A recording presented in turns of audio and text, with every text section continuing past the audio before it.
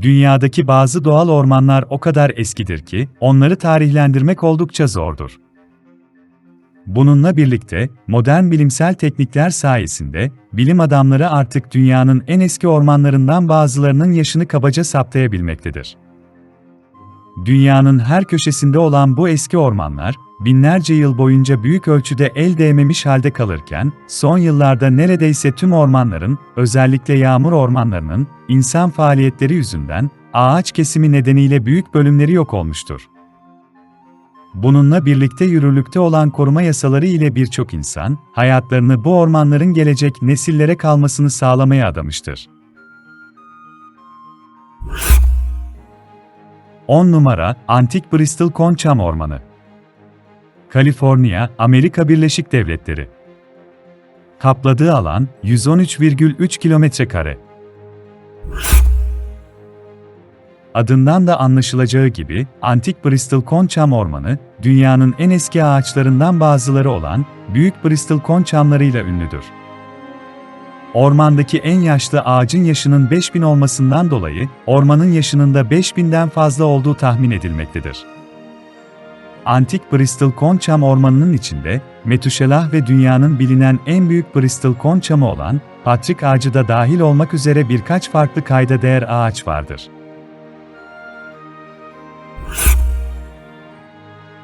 9 numara, Yakushima Ormanı. Yakushima, Japonya. Kapladığı alan, 189,6 km².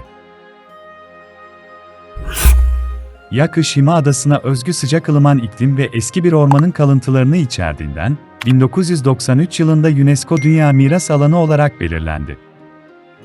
Ormanın kaç yaşında olduğu kesin olarak bilinmese de, barındırdığı en eski ağaçlardan biri olan Japon sedirinin yaşının 7000 yıldan daha eski olduğundan, ormanın yaşının da 7000'den fazla olduğuna inanılmaktadır. Yakushima Ormanı, kadim bir orman olmasının yanı sıra, dünyanın en güzel ormanlarından biridir.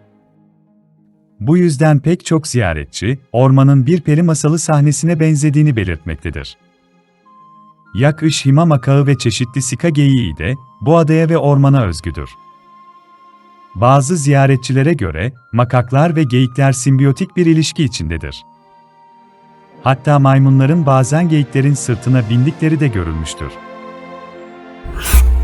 8 numara, Pando. Utah, Amerika Birleşik Devletleri. Kapladığı alan, 43 hektar. Muazzam bir kavak korusu gibi görünse de, pando tam olarak bir orman değil, tek bir canlı organizmadır.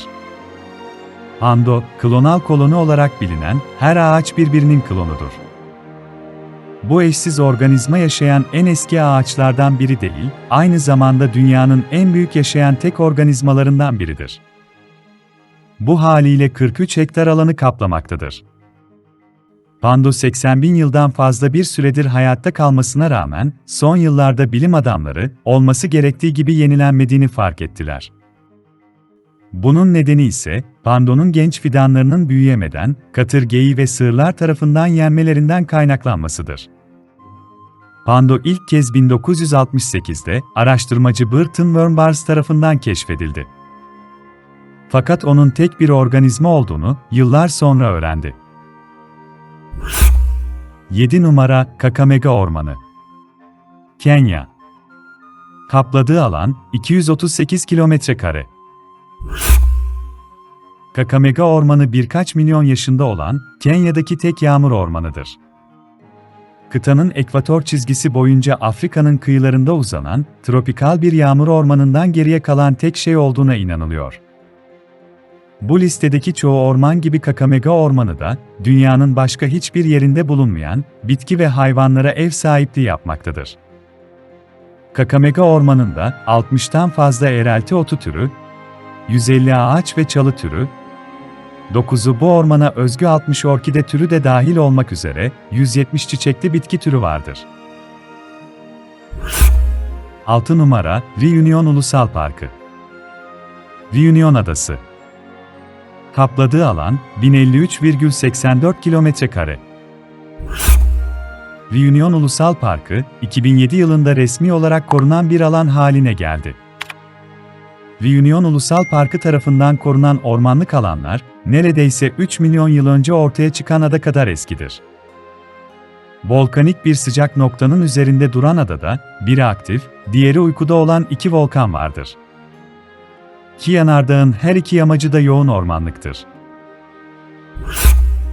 5 numara, Hazar-Hör-Keniyim karma ormanları. İran'ın Hazar Denizi kıyıları ve Azerbaycan'ın bir kısmı. Kapladığı alan, 55.100 km². Ekolojik bölgesi nispeten bilinmemekle birlikte, dünyanın en güzel antik ormanlarından biridir. 2019 yılında Hazar-Hör-Keniyim ormanları, UNESCO Dünya Miras statüsünü almıştır. Ormanların tarihi ise 25 ila 50 milyon yıl arasında değişmektedir. Hazar Denizi kıyısı ve Alborz Dağları'nın kuzey yamaçları boyunca uzanan Hör-Keniyim ormanları, İran'ın 5 farklı eyaletini kapsamaktadır. Bunlar, Kuzey Horasan, Gülistan, Mazandaran, Gilan ve Erdebil'dir. 4 numara, Amazon yağmur ormanları. Brezilya'da %60, Peru'da %13, Kolombiya'da %10 ile küçük miktarlarda, Venezuela'da, Ekvador'da, Bolivya'da, Guyana'da, Surinam'da ve Fransız Guyana'sında görülür. Kapladığı alan ise 5,5 milyon km². Dünyanın en büyük ve biyolojik çeşitliliği en fazla olan tropikal yağmur ormanıdır. Amazon yağmur ormanları o kadar büyüktür ki, dünyanın geri kalan yağmur ormanlarının yarısından fazlasını temsil eder. Endemik ve nesli tükenmekte olan flora ve fauna da dahil olmak üzere, dünyadaki bilinen biyolojik çeşitliliğin yaklaşık %10'u Amazon yağmur ormanlarında bulunur. Bir dizi yerli bitki ve hayvana ek olarak, çok sayıda yerli insan hala Amazon yağmur ormanlarında yaşıyor. Amazon nüfusunun yaklaşık 2,7 milyonu ise yerli halktan oluşmaktadır. 350 farklı etnik grup ve bunların 60'tan fazlası hala büyük ölçüde izole durumdadır. Amazon yağmur ormanları dünyanın iklim işlevi için önemli olsa da, son yıllarda birçok bölümü ormansızlaşma nedeniyle yok olmuştur. Ayrıca, Amazon yağmur ormanı yaklaşık 90 ila 140 milyar metrik ton karbon içermektedir. Bu karbonun tamamının atmosfere salınması durumunda, küresel ısınmayı önemli ölçüde yükselterek, büyük doğa olaylarına neden olabilmektedir. 3 numara, Taman Negara. Malezya. Kapladığı alan, 4343 km². Taman Negara, genellikle dünyanın en eski yağmur ormanı olarak ilan edilir. En yaşlısı olmasa da, Taman Negara 130 milyon yıldan fazla varlığını sürdürdüğü için son derece yaşlıdır. Ayrıca, Malezya'daki ilk resmi olarak korunan bölgedir. Bu listedeki eski ormanların çoğu gibi, Taman Negara da popüler bir turizm merkezidir. En ünlü cazibe merkezlerinden biri, ormanın yüksek ağaç tepeleri boyunca uzanan 510 metre uzunluğundaki, bir asma köprü olan Taman Negara gölgelik yürüyüşüdür.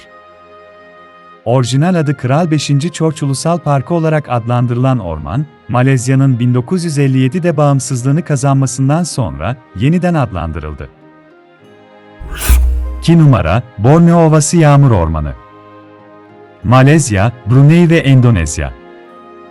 Kapladığı alan, 427.500 km². Borneo Ovası Yağmur Ormanı, yaklaşık 140 milyon yaşındadır ve Borneo Adası'nın çoğunu kaplar. Borneo, adada tam zamanlı olarak yaşayan 15.000'den fazla çiçekli bitki türüne, 3.000 ağaç türüne, 221 karasal hayvan türüne ve 420 kuş türüne ev sahipliği yapmaktadır. Dünyanın en eski ve en büyük ormanlarından biri olmasına rağmen, Borneo Ovası yağmur ormanlarının çoğu, yoğun ormansızlaşması nedeniyle yok olmaktadır. Son 40 yılda yaklaşık %30'unu kaybettiği tahmin edilmektedir. Ayrıca, dünyada kalan 2 orangutan türünden yalnızca biri olan, Bornean orangutanının vahşi doğada bulunabileceği tek yerdir. 1 numara, Daintree Yağmur Ormanı. Avustralya'nın kuzeydoğu kıyısı. Kapladığı alan, 1200 km². Daintree Yağmur Ormanı'nın yaklaşık 180 milyon yaşında olduğu tahmin edilmektedir. Bu da onu dünyanın en eski ormanı yapmaktadır. En eski orman olmasının yanı sıra, Avustralya'daki en büyük sürekli yağmur ormanı alanlarından biridir. Böylesine uzun ve zengin bir tarihe sahip olan Daintree Yağmur Ormanı, Avustralya'daki kurbağa, sürüngen ve keseli türlerinin yaklaşık %30'una, ülkedeki yarasa ve kelebek türlerinin %65'ine ve tüm kuş türlerinin %18'ine ev sahipliği yapmaktadır. Ayrıca Daintree Yağmur Ormanı'nda yaşayan 1200'den fazla böcek türü de vardır. Ek olarak, Daintree Yağmur Ormanı, popüler bir turistik cazibe merkezidir. Her yıl yaklaşık 400 bin ziyaretçi almaktadır. Bunların yanı sıra, dünyada bulunan toplam 19 ilkel çiçekli bitki ailesinden 12'sine ev sahipliği yapmaktadır.